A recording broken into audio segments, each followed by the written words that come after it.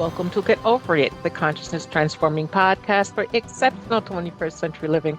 Folks, we have a show today on dignity, Alzheimer's, forgetting who you are and possibly the other people around you. Stephen G. Post is with us, and he's going to talk about his new book, Dignity for Deeply Forgetful People, How Caregivers Can Meet the Challenges of Alzheimer's Disease. And, we all know someone who either has Alzheimer's, had Alzheimer's, or you can see them on their way to possibly be getting to coming down with Alzheimer's. And, it's a nasty, nasty condition. It truly is because it takes the person away from us. And more importantly, it takes us away from the person. But we're going to talk today on how to help deeply forgetful people. And that's Stephen's phrase for Alzheimer's. And it's deeply uh, forgetful people. Now, the information shared on Get Over It uses intuitive and pragmatic insight to help you shift your consciousness to break through blocks and release energy that is no longer needed. Yes, we're going to help you let go of the BS that's holding you back. But you guys know I always ask that question, are you truly ready to? And by the way, folks, BS is belief system. A bit about me for my new listeners, intuitive since birth. I'm a third generation intuitive with over 3 decades of experience supporting people to break through the blocks along their path. I'm a strategist for personal and professional transformation, revealing cutting edge information that enables you to prosper and thrive.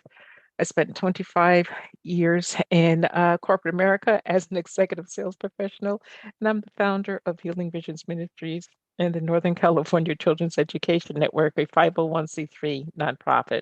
I provide consultations and healings in all areas of life that heal the mind body spirit connection, allowing you to live your very best life.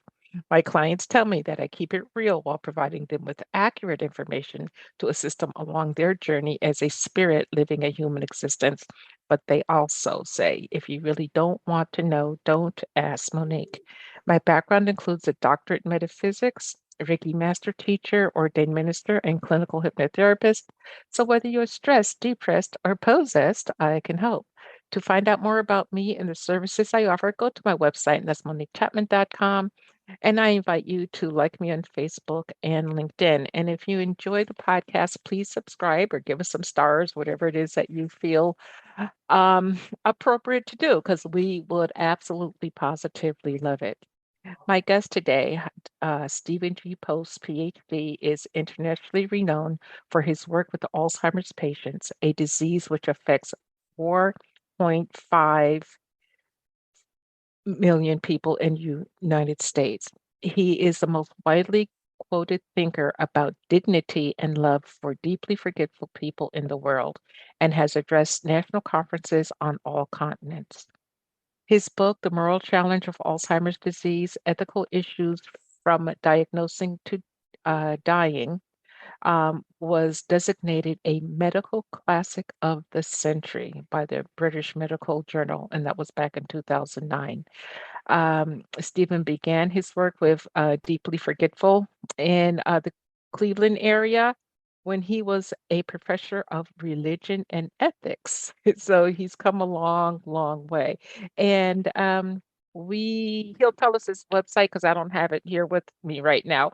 Welcome back, Stephen. Thank you, Monique. It's nice to be with you. Yeah, thanks. What's your website again? Make sure I have it. Okay, it's Stephen with a PH, STEPHENG, post, POST.com. Okay, so just like your name, Stephen G. Post, we found your website. You So, got it. yes, so first of all, welcome again. Dignity for Deeply Forgetful People. First, explain to us what deeply forgetful people, who are they? Well, I love the words deeply forgetful people because they add dignity to these lives. I don't like the word dementia Mm, because that's a negative term. It simply refers to a decline from a former mental state. And very typically, people use it to distinguish them from us. and it fosters negative metaphors like husk, shell, and empty, and gone, and dead, and Mm-hmm. absent. Whereas deeply forgetful people, sure, people have various degrees of forgetfulness, Mm-hmm. but we all have our moments. There is a continuum. There's normal, so-called normal age-related forgetfulness. There is mild cognitive impairment. There is dementia. None of these things are very well defined as you get further along. But I like deeply forgetful people because, frankly, Monica, I've had my moments. I was out in the parking lot behind this medical school, Stony Brook, about a Uh-huh. year ago, and guess what? I had to ask a student if they knew where I parked my car. Well, that was okay. But then about a week later, I actually asked a student if they knew if I'd driven my car to work that day when they Oh, left. okay. Now So that was a deeply forgetful moment. that was a deeply forgetful moment. And Einstein would get lost in these moments of complete deep forgetfulness. He called them Uh-huh. Gedanken experiments, just thought experiments. He lost all Uh-huh. sense of time and place and identity.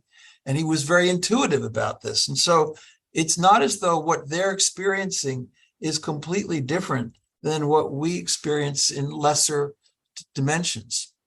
Mm-hmm. Well, okay, but you said you forgot where your car was. I did an instance of forgetting where my car was, and I was standing right in front of it because I bought the family's second car. Okay, looking for the wrong car. But I can be in mid-sentence, just normal conversation, be in mid-sentence, and I can't find the word. Sometimes I can't find the word that describes something or an object. So is that, and I'm very close to 70, so is that the age-related forgetfulness, or is that just I'm kind of Oh, well, it's deeply, hard to say, but uh-huh, um, we all are at times unable to grab hold of words, and it's quite mm-hmm, frustrating. mm-hmm, People who are further along in their forgetfulness, of course, this is more vexing and aggravating for them. But it's not as though their experience is completely alien to our own. So definitely, we should think of them as fully human. We should value them. We should connect with them because there are so many assets that they have. If we would just notice those mm-hmm, assets and figure mm-hmm. out how to connect beautifully with them, and there are incredible stories throughout this book about amazing encounters that were surprising to caregivers, but you have to be open to surprises and not write these people off as quote unquote demented. Yeah, and that unfortunately is our society. I mean, once we reach a certain age in Western society, if first you're old, they start marketing everything to you to kind of remember. There's many different over-the-counter drugs, if you will, right now out there to help you remember who you are. And then younger people discard us.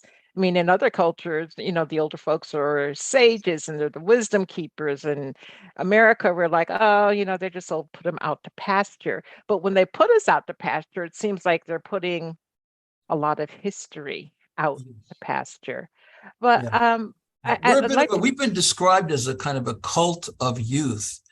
And it's so Mm, true. If you go into the African American community, for example, certainly the Asian American community, there's not such a significant reaction to deeply forgetful people as though they're gone. Uh, mhm. there's much more continuity. This is still grandpa, this is still grandma, they're still part of the family and honored as such. And so I think it's particularly among the Caucasians because we have, I think, hypercognitive values, and we put so much emphasis on productivity and on linear rationality. We forget about being and just slowing down and connecting. Yeah, it's interesting because that age where I'm watching friends and people that I know retire, and I am not of the mindset where you retire and you do nothing, but I know people who've retired from their well-paying job that they absolutely love to go to work at, 7-Eleven or something, because they have to be busy. They can't just enjoy life and, figure out what it is that they love to do and then live their lives. Yeah. Well, the great spiritual writer Khalil Gibran said that success in life comes when you blur the line between work and play, when you Hmm. find your true calling.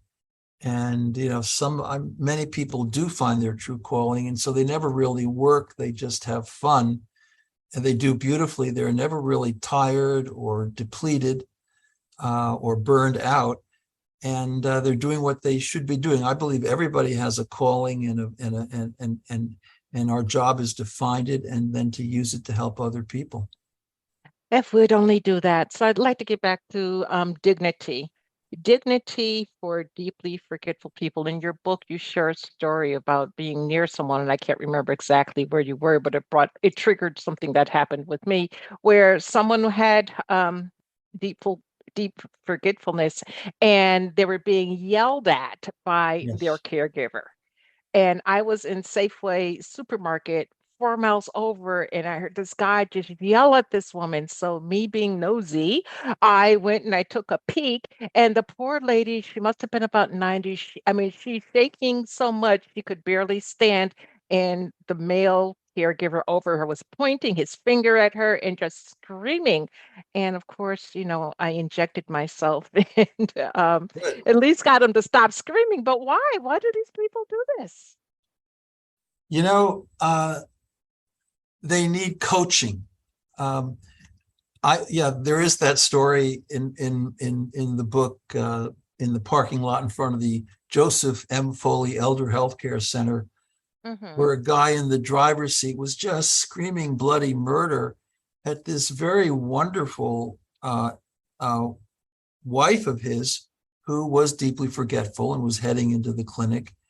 And she just couldn't remember how to open the door. And so instead of simply helping her with that, he had grown impatient and judgmental and completely unforgiving and unloving, and he was just letting her have it. So yeah, I walked over there and I intruded, and he calmed down, and I tried to help him calm down with the right tone of voice, and then I took her in with him there and tried to be a bit of a role model. But people aren't prepared for this. They don't have any training. They don't have any background in really how to interact or communicate with deeply forgetful people. Part of the book is just on how to communicate. You never ask them an open-ended question. What would you like for breakfast? Because they're immediately on the defensive. Yeah, They they have have no to, clue. like you were saying earlier, they have to, they have to dig up these words. What you use language to cue them. So would you Mm-hmm. like an omelet, or would you like post toasties? Then you'll get a Mm-hmm. response. You don't ask, Mm-hmm. how are your kids? You say, how's Zach and how's Jill? And then you'll get sometimes incredibly enthusiastic responses, more of an emotional sort, but they'll know what you're talking about. You don't use language to put them on the defensive. Mm-hmm. It's about making life as easy as possible. So, what role does the brain play within all of this? And where do our memories actually live? Well, that's a great question, Monique. I'm so glad you Mhm. asked that. I want to thank you for that. So this book is unique because there is a seventh chapter, and it is entitled, "Is Grandma Still There?" Question mark. And every grandchild I've ever met has asked me that question over the last 30 years from coast to coast in many Mhm. different parts of the world. And I always say, well, of course she's still there. We have no business being so arrogant as to say, okay, she's gone. She's a husk. She's dead. Uh, Forget about it. No. And in fact, if we use so many wonderful methods effectively, personalized music, art, there's an Alzheimer's choir in New York called the Unforgettables, and People who Mm. haven't communicated much for months and months and months, suddenly if they're singing a song with their caregiver, the two of them light up together, and believe it or not, they can communicate a bit afterwards. And so there's a stimulation. We can connect with these people, and we should never write them off. And some of them, in fact, have a lot to teach us about kindness and about a life which is more connected and not just rushing from point A to point B. So I always say, and I define hope in the book as being open to surprises, because Mm. you just never know on any given day. 90% of caregivers say that they've been absolutely surprised by these moments of lucidity. And we just published a big paper in the Annals of the New York Academy of Sciences on paradoxical lucidity, on the extent to which people out of the blue will sort of come into themselves and be coherent for a while. It will fade. It will Mhm. fade. But the Mhm. caregivers are inspired because they realize, you know what? We're not just caring for an empty flask, but we're actually caring for grandma or grandpa. And you ask, what is memory? Well, that I don't think that memory is understood well neuroscientifically. It's really not. But deeper autobiographical memory, the narrative of our lives, I don't think it's necessarily even within the brain. It's just a mystery. And Mhm. I mean, sometimes I use the analogy. I have a computer on my desk here, a desktop, and it holds a certain amount of memory. But actually, most of the memory is in the cloud. Mhm. And the Buddhists and the Hindus say that there is something called the Akashic memory, that somehow who we are is caught up uh, beyond ourselves in a kind of universal mind. We can't say that's not true. Maybe it is. Mhm. Well, yeah, we can definitely take a look at that and make up our minds, but it's just I, I don't know, this condition so frustrates me because number one, it seems to run in families. Um, and is that valid or no? Well, I'm just going based on families I've yes, been around. yeah, yeah. So, but I want us to be very precise about the running in families thing. Hmm. If you happen to have a first degree relative who's diagnosed with probable Alzheimer's, Hmm. and that means either a mother or a father or a sibling, you have a little higher probability, instead of say 14% probability of being diagnosed by the time you're age 80, you may have an 18 or a 20% probability, but it's not very hereditary. There's no major genetic factor. I mean, for a very few people, maybe 2 or 3%, who have early onset Alzheimer's, which begins when people get into their 30s and is a very quick course of action. I mean, they'll be dead within 4 or 5 years typically, and they have a lot of behavioral challenges. But those families, they know what they have. You can actually get a genetic test for the presenilin 1 or the presenilin 2 gene. But for 98% of these cases, people get a little squirrely around age 60 or 70 or 80, and it's not terribly familial. Mm, okay. Why is it in America we make caregivers spend, I don't know, their lives almost in poverty? We don't pay them well.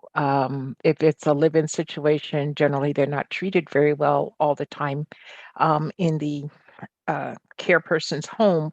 Why is it that we not only get rid of, disassociate with the Alzheimer's person or the deeply forgetful person, but also the person taking care of them, especially if it's not a family member? Oh, it's horrendous just to see the wonderful nursing aides in assisted living centers and nursing homes, or who are working in homes, how much they do for people, how kind they often are, and how little they get paid. I mean, it's strictly minimum wage stuff. And that's a real comment about American culture. I think we, in general, we take these individuals who are helping the most needy among us and who really, in fact, represent ultimate reality, because we are vulnerable, we are frail, and we are dependent on one another. We may kid ourselves and say, hey, I'm just totally independent. I'm going to be independent forever. And I'm not frail. I'm going to keep going for another 20 years. But the bottom line is human nature. We're dependent when we come into this world. When we fall ill, we're dependent. When we have dementia, if we have it in old age, we're very much a culture that denies dependence and vulnerability. And if we had a really just society, we would do much more. We wouldn't allow people, even family members, spouses in particular, to spend down into poverty. They have to spend down so they don't have more than $15,000 to their name. That is ridiculous. Up in Canada, and I've been all through Canada, every province in Canada has a Good Samaritan program, and they pay for assisted living, they pay for nursing homes, they pay for hospice. So you're not put in this situation where you have nothing left. It's terrible. Yeah, it is. I recently had a client who had to put her husband, I think he's 88, into a facility because she couldn't handle him anymore at home because he was a runner. And when she checked into it, she says, Monique, we were fortunate enough to have a home and a beach home and, have a nice life for ourselves. However, to get adequate care for my husband, I had to sell the beach house because we had too much money in the bank. So she sells the beach house, she puts him in this facility, and she is not at all satisfied with the level of care that he receives. Even in a facility, they seem not to give that loving, that caring that you're talking about. Yeah. So I agree with your client, by the way. There comes a time when you may not be able to manage a person who's Mm-hmm. deeply forgetful, because they can have, it varies a lot, but they can have behavioral issues. They can just be very hard to manage physically. Uh, Mm-hmm. and so if a caregiver feels that they've reached a point of exhaustion, they've lived as many 36-hour days as they possibly can, they should not hesitate to rely on professional help. And that means assisted living in a nursing home. Now, a lot of times, the sort of tender, loving, personal side of care is not as obvious in those environments. And so I suggest that caregivers visit. My grandmother died of what was probably Alzheimer's, although at that time they didn't even use the word. It was just senile dementia. And I Mm-hmm. would visit, a couple times a week and do assisted oral feeding, just tell her a few stories. It's nice if you can sing with somebody, because that actually can bring them out of their silence. If you sing a song that they identify with from early on in their life, they'll sometimes chime in. And in fact, Mm-hmm. 70% of them will. So and they'll even get somatic and rhythmic. So there are things to do, and you just because they've been relocated into a facility doesn't mean that you're abandoning them. It just means that you're getting some help, and you can still be there, stop by on the way to work or on the way home from work 3 or 4 times a week if you want. Still be there. Yeah, why not? It's important to the family, and it's also important to the person receiving the care. Now, in your book, you talk about a subject that it's wonderful and frightening at the same time, and that's preempted assisted Yeah. suicide. There's certain states in the United States where that can happen, certain states where it cannot. So, talk to us about that. And if the person has forgetfulness, how do they know they want to commit suicide? I mean, they might Yeah. think Monday, yes, and Tuesday, no. So listen, Monique, this morning I got an email from an old friend in Cleveland. Mm-hmm. It says, Dear Stephen, this note is to let you know that my sister, I'll delete the name, Mm-hmm. will end her life on Wednesday, the 17th. That's just 2 days from now. Wow. She and some of her family are there now, completing the final details under Swiss law. She went to Switzerland. There's a place called Oh, okay. I am devastated. All good things to you. Say a prayer, please. And Mm-hmm. I do talk about assisted suicide, preemptive assisted suicide, a whole chapter in the book, because there's no way we can deny that. I talk about a guy in San Francisco. You're out in on the San Francisco area. Mm-hmm. This Mm-hmm. guy was a street clown, okay, and he for years and years performed his tricks on the steps of the public library and all of that. And he was diagnosed with probable Alzheimer's, and he began to decline. And he had not much money. He had no family members, so there was no one who could really look over his journey as he became incapacitated and protect him from dying with a tube and every orifice, natural and unnatural, which he certainly did not want. Mm-hmm. So he took his money and he bought a plane ticket, and he went to Switzerland, to Dignitas, and was never heard of again. And I talk about that in the book. I actually wrote some articles in medical journals about it. And I said, judge not lest you be judged. I don't support this stuff. I'm much more into providing supportive and loving, caring environments, and for us Mm-hmm. to learn how to connect with these individuals. But if someone is, well, they're calling them now live alones. I don't like that language, but if they have no family and they just don't know where they might end up, and they don't want to go through this experience, I'm not going to be the person to judge them. So that's Mm-hmm. basically where I leave it. I don't endorse this, but in my Cleveland days, honestly speaking, I spent 20 years at Case Medical School. There were 4 or 5 families that I encountered, and these were, pretty significantly thoughtful people. They did not want to go through this decline, so they had some Seconal from their physician, and they Mm-hmm. asked me just in a pastoral way to sort of be there if they had, say, a beach house along Lake Erie. Mm-hmm. And I did that a number of times. I didn't support it. I didn't help them, but they wanted me to say a prayer with them. They wanted me to just be there. So the fireplace might be lit, and they'd be there, Mm-hmm. adult kids and their spouse, and maybe a few friends. No grandchildren, no kids at all, because that's a very bad legacy to leave for the young, since Mm-hmm. it's complicating for their own futures.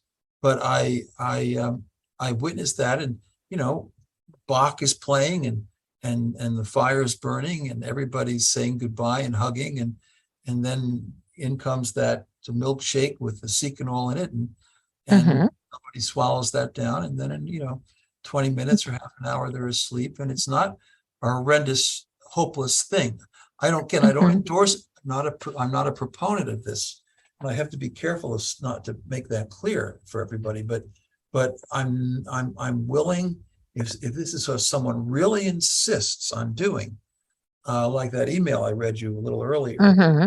I am not going to judge them. Now, unfortunately, you could say, I think in the U.S. we have assisted suicide laws in 9 states, Mm-hmm. um, but they're all the same. So, Monique, you've got to be diagnosed by 2 physicians separately as being within, say, 6 to 12 months of dying, and you have Mm-hmm. to be capable of pushing the button yourself, Mm-hmm. or whatever it might be. So it's an assisted suicide. It's not euthanasia. I mean, you have to do the final act, and so that's why these people are still lucid of mind. They have pancreatic cancer. People with ALS in Oregon Mm-hmm. go this route because they're still competent, and they can turn off that breathing machine and they can call it quits. But with Alzheimer's or something along those lines, many, many years before you're actually, within 6 months of dying, Mm-hmm. Lost your capacity to do anything. And so Yeah. you're cut out of that. And I just don't know if that's right. In Canada now, in Quebec, Americans are going to Quebec to have this opportunity. They're going to the Netherlands. They're going to Switzerland. Mm-hmm. Um, wow. I mean, it's amazing where you have to go to get what you feel is right for you, medicinally in this country. But I want to talk about Alzheimer's and prevention. Earlier, you mentioned that at age of 30, early onset Alzheimer's can set in. Can it be prevented, period? Can it be a mind over matter type thing? That's tough. The youngest person I've ever known with a clear diagnosis of Alzheimer's was 25 years of age. Wow, that's awful Young, young. very young. So again, 98%. Basically, the way it breaks down is about 2% of people by age 70 have probable Alzheimer's, and that doubles every 5 years. And so when you get up into the 80s, you're talking about 14, 15, 16%.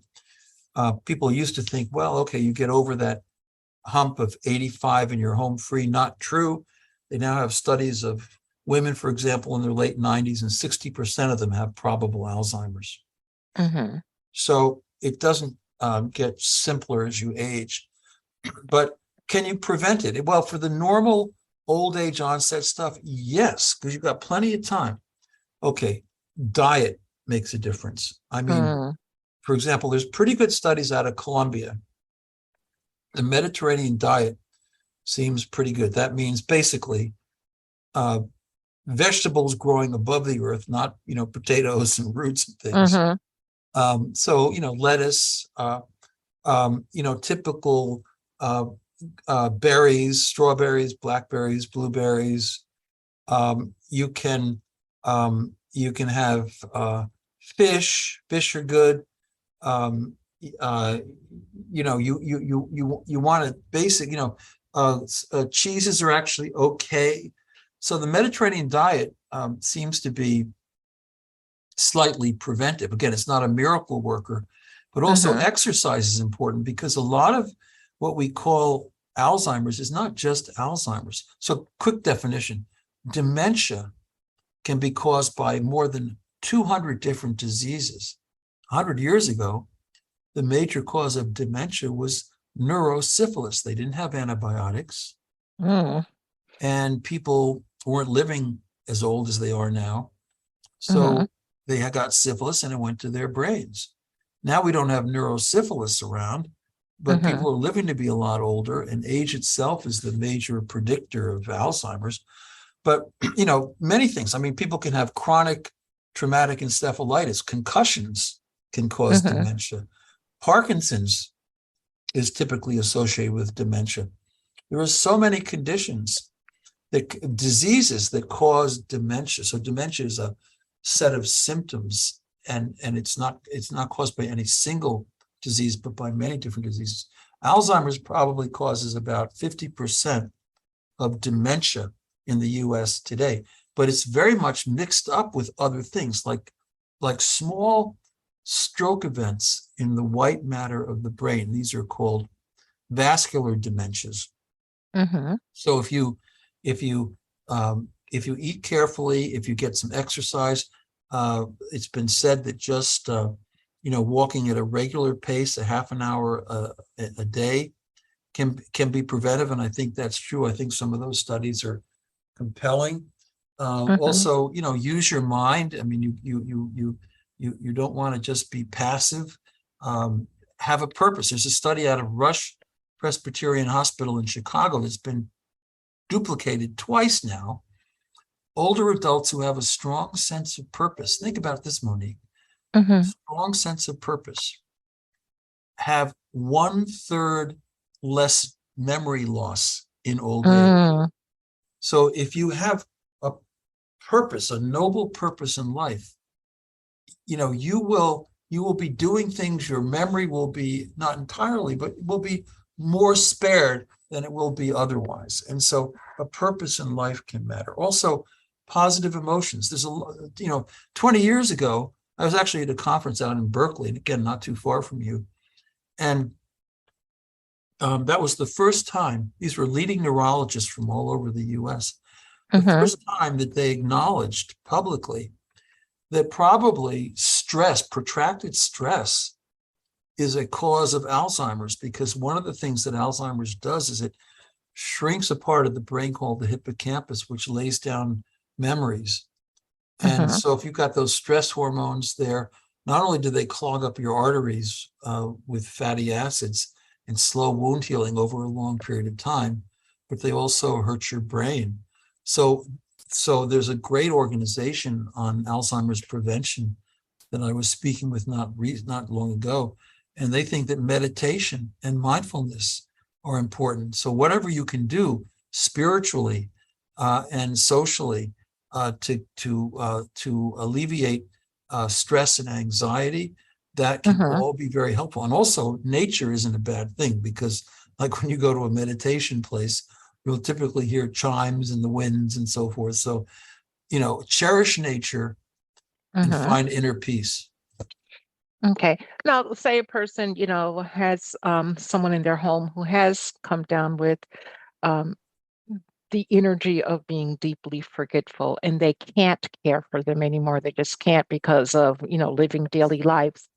How can one truly assess a place for their loved one to be? It used to be 10 years ago, you go in and you smell the facility. If it doesn't smell like pee, it should be okay, because that means they're taking care of everybody. That's BS. And I mean bullshit on that one, not belief system. So, Okay.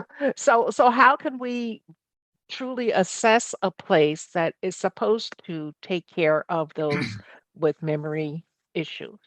Hey, listen, you got it right. BS. There's a lot of false advertising out there. Every nursing home that wants to make a buck is going to put out a sign that says we have a special care unit for people with Alzheimer's disease. I would say be skeptical. You want to really go into that facility. You want to insist on making observations in their special care unit, because at some point, what happens is, in a nursing home, a lot of people are kind of mixed together, but then they'll take the people who are more and more deeply forgetful and kind of separate them out. This has been going on for about 25 years.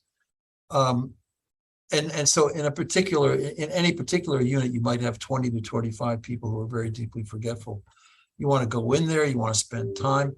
I have a story in the book about Joe Foley, a neurologist friend of mine. We went to a nursing home in Chardon, Ohio, called Heather Hill.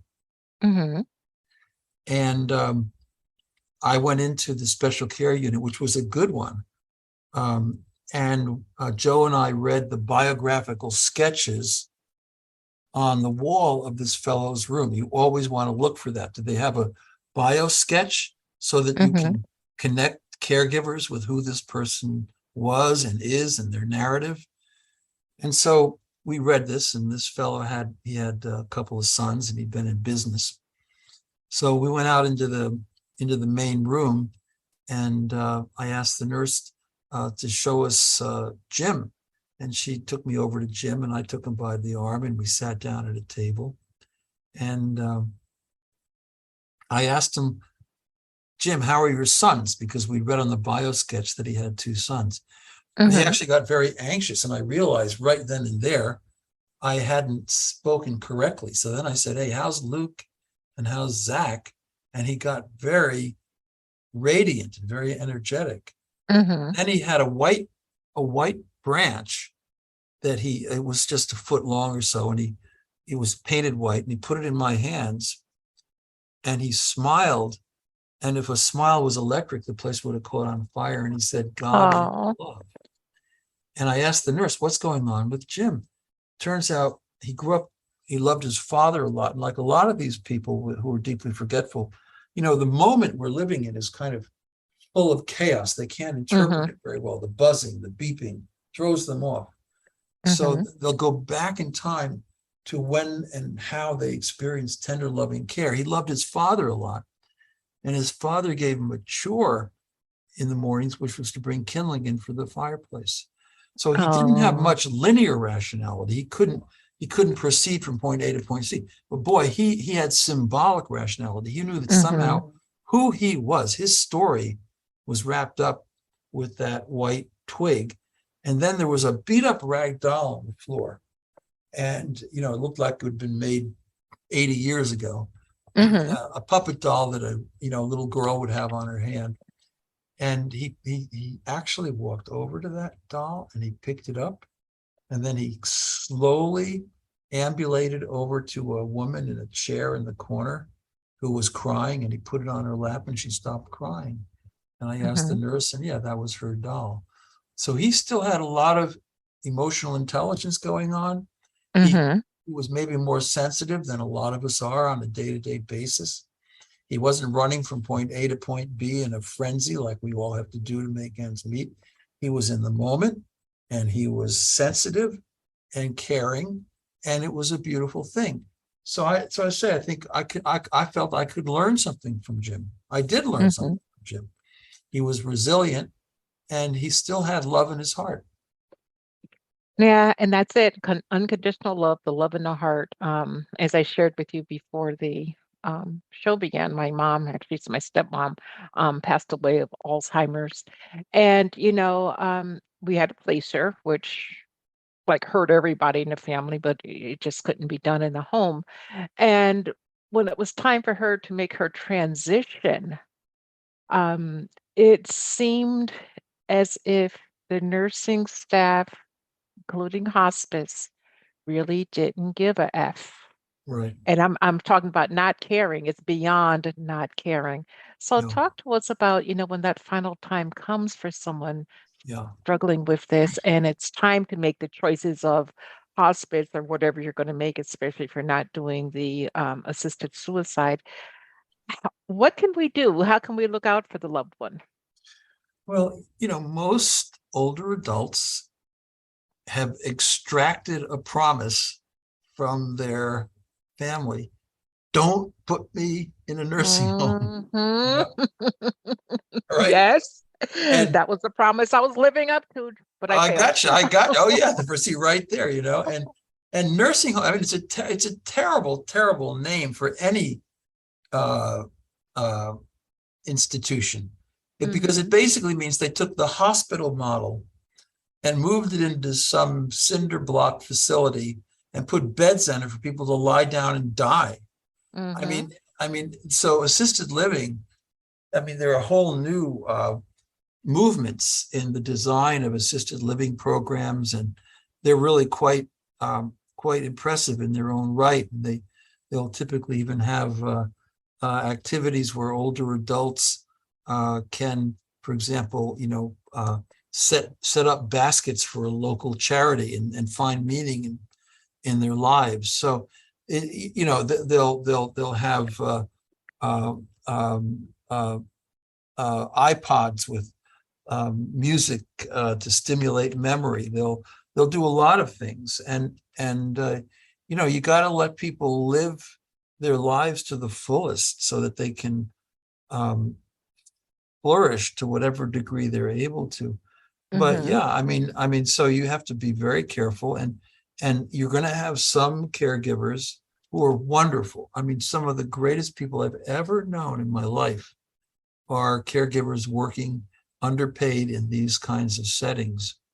But like everybody in healthcare, they get burned out, um, and they need help. They need to be supported. Hmm. They really need themselves to get time away to be treated as human beings with needs, unless they're going to just sort of get depressed and they need our support, and that's part of the problem with our system. We don't have enough individuals, and the ones we have, we sometimes just work them into the ground, and they still, especially with inflation, they can't make ends meet. So this is Hmm. a real problem, and I don't have an easy answer, but I just spend a lot of time with caregivers. I mean, I got to tell you that there's a story in there about Joe Foley and me.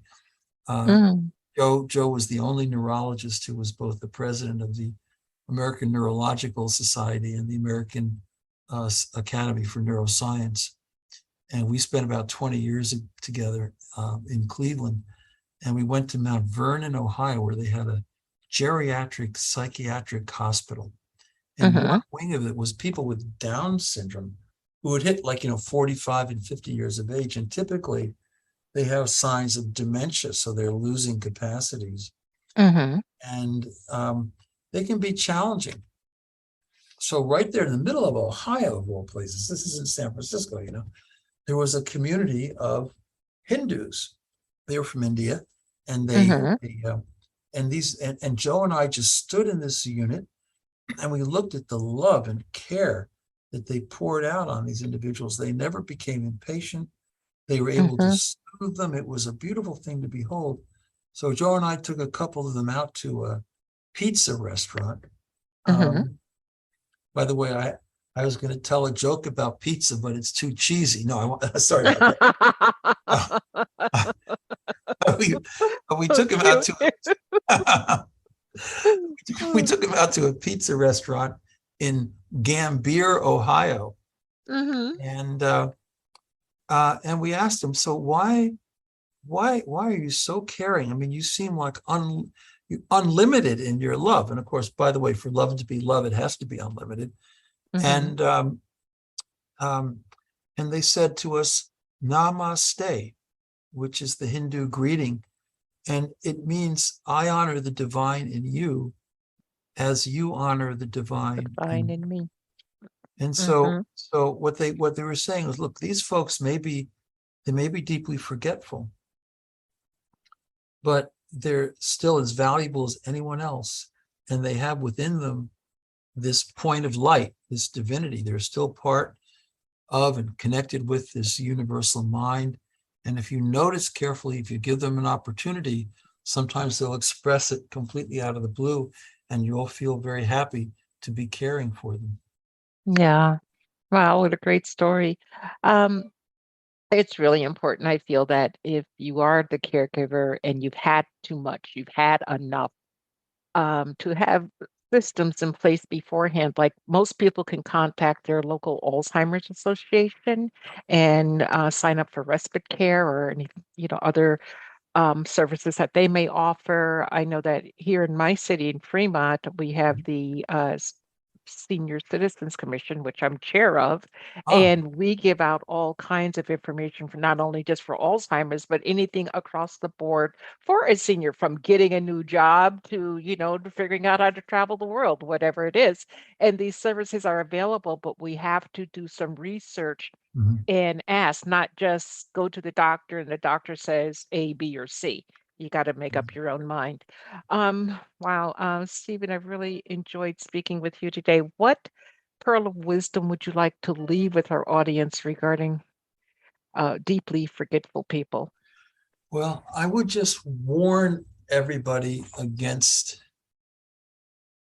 stereotypes and humiliation and de-dignification. You know, I got a letter up here over my desk, and he endorsed the book from His Holiness, the Oh, Dalai the Lama. Dalai Lama. Hmm.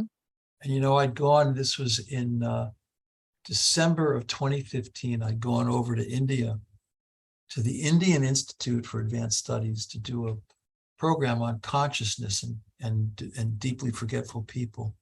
And there were, a couple of hundred leading neurologists and philosophers from India there, and there were some Americans there. And I said, don't ever judge somebody because they forget your name. Don't ever judge somebody because they don't have that sort of linear rationality that allows you to carry out your plans from point A to point B. What's Hmm. important is their consciousness, their symbolic rationality. They still, if they have that right symbol in their hands, like Jim did in the nursing home, they still know that that's wrapped up with who they are.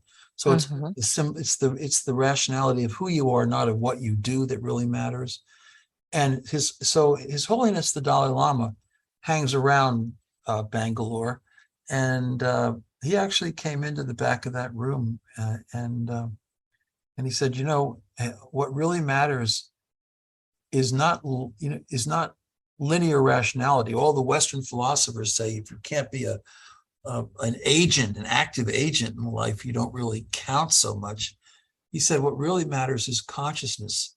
So these people can still appreciate the smell of an apple pie, even if it's, look, I actually go to McDonald's occasionally just to smell the apple pie because it reminds me of my grandmother's kitchen. I know that's just, I'm not No, but I get advertising. it. Yeah, no, Yeah, I get it. but that ability to connect with smells, with music, with the colors of autumn leaves, with the sound of the waves breaking on the ocean. I mean, that's all there. And so it's the consciousness is there. And he said there's no reason to think that somebody who is more deeply forgetful than others is of any less value than anybody else. Anybody else? Yep. And that's the point of the book. Dignity, hold in grace. That simply means for me, hold them in grace. Hold in grace deeply forgetful people. Thank you. Appreciate it greatly. Appreciate your time. The audience, I think that I don't think I appreciate your time, and I honor you for being with us. Go ahead, Stephen. Thank you for having me. I'm happy. Yeah. Yeah, I'm happy too. I want everybody to remember that the most important choice that you can make is what you choose to make important. Consider making the masterful choice of providing dignity for deeply forgetful people. Abundant blessings, light and love to all. Agape.